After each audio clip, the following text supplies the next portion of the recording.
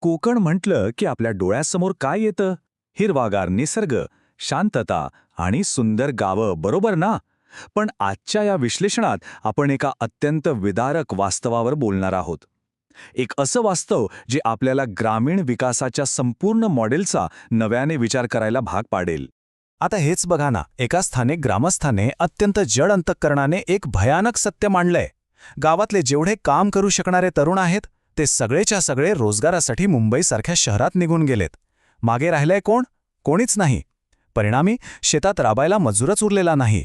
आणि म्हणूनच नाईलाजाने ग्रामपंचायतीने संपूर्ण गावाची शेतजमीनच विकण्याचा एक अत्यंत मोठा आणि धक्कादायक निर्णय घेतलाय. आणि जमीन किती असावी? तब्बल 4,500 एकर. होय, 4,500 एकर.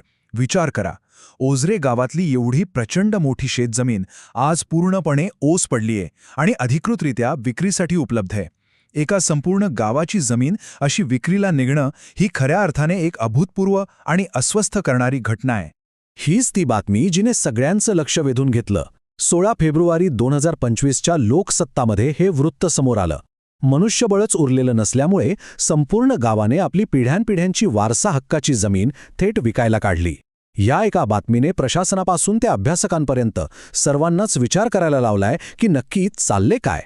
आपण जर वरून म्हणजे सॅटेलाईटवरून या परिसराचा वेध घेतला तर एक प्रचंड विरोधाभास दिसून येतो. आजूबाजूला नजर जाईल तिथपर्यंत पसरलेली विस्तीर्ण, हिरवीगार पण आता पूर्णपणे बेवारस पडलेली शेतजमीन आणि जंगल आणि त्याच्याच अगदी मधोमध असणारी मानवी वस्ती, ज्याला आपण गावठाण म्हणतो. ही वस्ती त्या अथांग निसर्गाच्या तुलनेत किती छोटी आहे हे पाहिल्यावर माणसाचा आणि निसर्गाचा बिघडलेला समतोल अगदी स्पष्ट जाणवतो. ग्रामीण वस्तीच्या या रचनेचा आपल्याला खरोखरच नव्याने विचार करण्याची वेळ आलीये. एवढ्या मोठ्या प्रमाणावर गावं रिकामी होत असतील तर कुठेतरी प्रशासकीय व्यवस्था कमी पडतीये हे नक्की. जमिनीच्या वापराचं एक अत्यंत रंजक पण तितकंच धक्कादायक प्रमाण लक्षात घेऊया. ओझरे गावाचा विचार केला तर मानवी वस्ती म्हणजे घरं, मंदिरं, सार्वजनिक इमारती हे सगळं केवळ 10% भागात सामावलेलं आहे. आणि उरलेला तब्बल 90% भाग तो आहे शेती, जंगल आणि डोंगराळ प्रदेश, जो आता कोणीही वाली नसल्यामुळे पूर्णपणे ओस पडलाय. ह्याच सगळ्या पार्श्वभूमीवर डॉक्टर अनिल दर्शेतकर एक अत्यंत मूलभूत आणि विचार करायला लावणारा प्रश्न उपस्थित करतात. ते विचारतात की अशा प्रकारच्या वस्तीच्या रचनेला आपण कायमस्वरूपी असंच पुढे चालू ठेवण्याची खरोखरच गरज आहे का? ज्या गावात लोकसंख्याच उरलेली नाही, शेतीचा मूळ व्यवसाय संपलाय, तिथे पारंपरिक दर्जा आणि तोच तो खर्चिक प्रशासकीय गाडा तसाच का ओढायचा? या प्रश्नाचं उत्तर शोधायचं असेल तर आपल्याला जागतिक मॉडेल्सकडून नक्कीच काही धडे घेता येतील. ओझरेसाठी शाश्वत मार्ग शोधताना इतर देशांनी अशा संकटांवर कशी मात केली हे पाहणं महत्त्वाचं ठरतं. इथे खूप छान तुलना करता येईल. एकीकडे आहेत मुंबईतले कोळीवाडे आणि दुसरीकडे आहेत ग्रीसमधील जुनी शहरं. मुंबईत जेव्हा मासेमारीचा मूळ व्यवसाय मागे पडला तेव्हा कोळीवाडे केवळ भाड्याने खोल्या देण्यापुरते उरले. तिथे कोणताही व्यावसायिक विकास झाला नाही. पण ग्रीसमध्ये तिथे कॉर्पोरेट हस्तक्षेपातून जुन्या घरांचं अतिशय कल्पकतेने गेस्ट हाऊस आणि हॉटेल्समध्ये रूपांतर करण्यात आलं. त्यांनी आपला वारसाही जपला आणि पर्यटनातून प्रचंड नफाही मिळवला. हीच गोष्ट सर एबेनेझर हॉवर्ड यांच्या गार्डन सिटी या ऐतिहासिक संकल्पनेशीही जोडता येते. त्यांनी मांडलेला विचार अगदी स्पष्ट होता. मानवी वस्ती केवळ दिसायला सुंदर असून चालणार नाही, तर ती आर्थिकदृष्ट्या स्वयंपूर्ण असली पाहिजे. ती स्वतःचा खर्च स्वतः चालवू शकणारी आणि नफा मिळवून देणारी एक संस्था असली पाहिजे. आणि याच जागतिक संकल्पनांवर आधारित आहे ओझरे गावासाठी सुचवलेली हॉलिडे विलेजची नवी दृष्टी. डॉक्टर दर्शेतकर यांनी या पडीक जमिनीसाठी एक अत्यंत दूरदृष्टीचा विचार मांडलाय. सध्या परिस्थिती अशी आहे की जमिनीचे अत्यंत छोटे छोटे, गुंतागुंतीचे आणि विखुरलेले तुकडे आहेत. मग कल्पना अशी आहे की हे सगळे तुकडे एकत्र करायचे, या पूर्ण परिसराला एका मोठ्या, संघटित आणि व्यावसायिक ॲग्रोटुरिझम म्हणजे कृषी पर्यटन प्रकल्पामध्ये बदलायचं. हा बदल कसा घडेल? तर याची एक अतिशय स्पष्ट रूपरेषा आहे.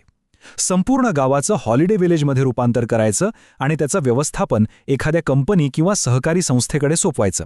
सगळ्यात महत्त्वाचं म्हणजे जे मूळ रहिवाशी आहेत त्यांना वाऱ्यावर न सोडता पहिल्या श्रेणीतल्या शहरी भागात 300 चौरस फुटांची घरं द्यायची. उरलेली जमीन MIDC प्रमाणे ग्रीन हाऊस किंवा छोट्या शेतीसाठी भाडेतत्वावर द्यायची आणि तिथे रस्ते, वीज यांसारख्या पायाभूत सुविधा महाराष्ट्र कृषी महामंडळाच्या माध्यमातून उभ्या करायच्या.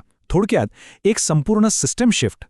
या सगळ्याचा शेवटचा टप्पा म्हणजे एक सहकारी आर्थिक भविष्य घडवणं. संपूर्ण गावाला एका व्यावसायिक संस्थेत बदलायचं असेल तर मूळ ग्रामस्थांचे हक्क सुरक्षित राहणं सर्वात गरजेचं आहे. अनेकदा काय होतं, गावकरी बाहेरील मोठ्या रिअल एस्टेट डेव्हलपर्सना जमीन विकतात आणि आपले कायमचे हक्क गमावून बसतात. त्याऐवजी मल्टीपर्पज कोऑपरेटिव्ह सोसायटी म्हणजेच बहुउद्देशीय सहकारी संस्था स्थापन केली तर चित्र पूर्णपणे बदलू शकतं. यामुळे ग्रामस्थ नुसते जमिनीचे विक्रेते न राहता या नव्या व्यावसायिक उपक्रमाचे थेट भागीदार बनतात. जमिनीचा मालकी हक्कही राहतो आणि भविष्यातील नफ्यात वाटाही मिळतो. यासाठी अतिशय व्यावहारिक असे पर्याय ग्रामस्थांसमोर ठेवता येतील.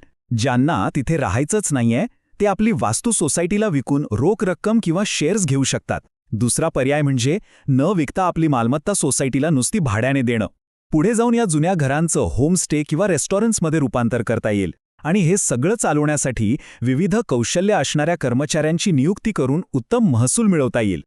आज आपण याच एका अतिशय महत्त्वाच्या आणि विचार करायला लावणाऱ्या प्रश्नावर थांबूया. बेवारस सोडलेल्या शेतजमिनींचं जर अशा प्रकारे स्वयंपूर्ण सहकारी उपक्रमांमध्ये रूपांतर केलं तर जगभरात नष्ट होण्याच्या मार्गावर असलेला आपला ग्रामीण वारसा खरोखरच वाचवता येईल का? ओझरे गावाचा हा नवीन दृष्टिकोन उद्या हजारो गावांसाठी एक गेम चेंजर ठरू शकतो का? नक्की विचार करा. हा माहितीपूर्ण भाग ऐकल्याबद्दल धन्यवाद.